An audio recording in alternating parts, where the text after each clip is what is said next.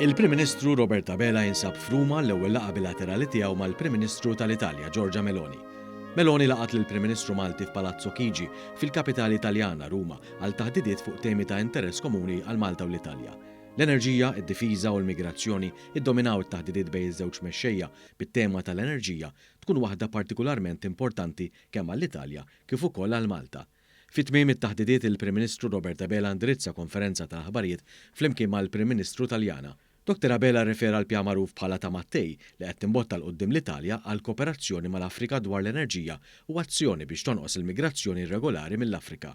Il-Prim Ministru Abela qal li dan huwa pjan li Malta temmen fih u rrimarka li Malta dejjem ħadet pożizzjoni favur il-kooperazzjoni mal-Afrika f'diversi oqsma, inkluż fuq l-użu tal-enerġija alternattiva. The Mattei Plan, which Prime Minister Meloni recently launched, resonates totally with our vision and represents a blueprint for cooperation between the EU and Northern Africa. We believe that energy interconnections with North Africa, especially harnessing the benefits of solar energy and also, why not, wind power, should be our main focus. In this regard, we eagerly anticipate further collaboration with Italy. Hawnhekk il-Prim Ministru Abela rrefera d-dikjarazzjoni tal-Ministri tal-Enerġija fil-laqgħa tal-Med-9 f'Malta fejn intlaqa ftehim favur li l-Mediterran isir ċentru ta' enerġija nadifa.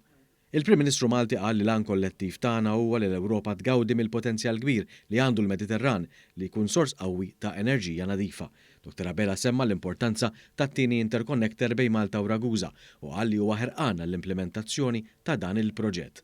Qal li issa se jkun grupp ta' ħidma tekniku li jiffaċilita l-fażijiet tal-proġett. For Malta, strengthening our energy interconnections through a second interconnector in Ragusa as well is also very important. We eagerly await the implementation of this EU-funded project and are delighted to announce the launch of a joint technical working group to facilitate and oversee its fruition without unnecessary delays.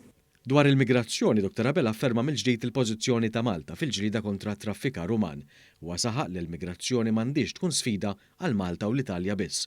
Qal li Malta se tibqa' tenfasizza fuq is-solidarjetà effikaċi fil-waqt li pajjiżna jibqa' jonora l-obbligi internazzjonali tiegħu. Migration should not be Italy's or Malta's challenge. We should not be left to fend for ourselves. It is a European challenge, and on multiple occasions we have voiced and viewed our concerns that migration requires a holistic European solution. Minnaħa tagħha l-Prim Ministru Taljana Giorgia Meloni qalet li Malta u l-Italja għandhom l-istess prinċipji komuni fosthom fuq il-migrazzjoni.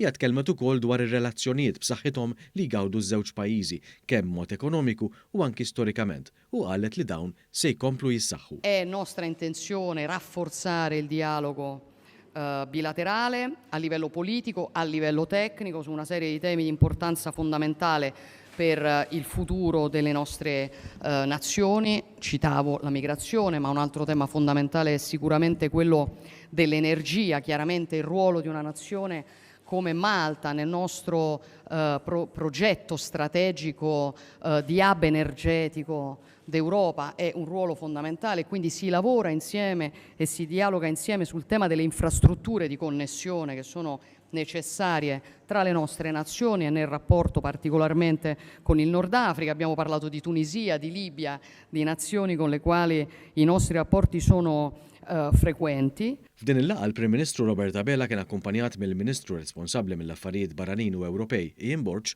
mill-Ministru responsabbli mill-Intern Byron Camilleri, mill-Ambaxxatur ta' Malta l-Italja Carmel Fassallo u mill-Kap tas-Segretarjat fl-Uffiċċju tal-Prim Ministru Glenn Mikallef. Qabel din il-laqgħa bejn iż-żewġ mexxejja tal-pajjiżi ġirien indaq ewlenijiet nazzjonali taż-żewġ pajjiżi, bl-ewwel jindaq l-innu Malti u wara dak Taljan.